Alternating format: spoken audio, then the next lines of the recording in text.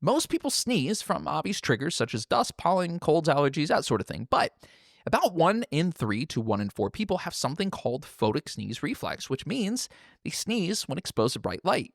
It's also got this amazing name, ACHOO syndrome. And yes, that's an actual acronym, autosomal dominant compelling helio-ophthalmic outburst. Now, if you have this, you're probably well aware of it. Walk outside on a sunny day and bam, 3, 4, or sometimes up to 40 consecutive sneezes.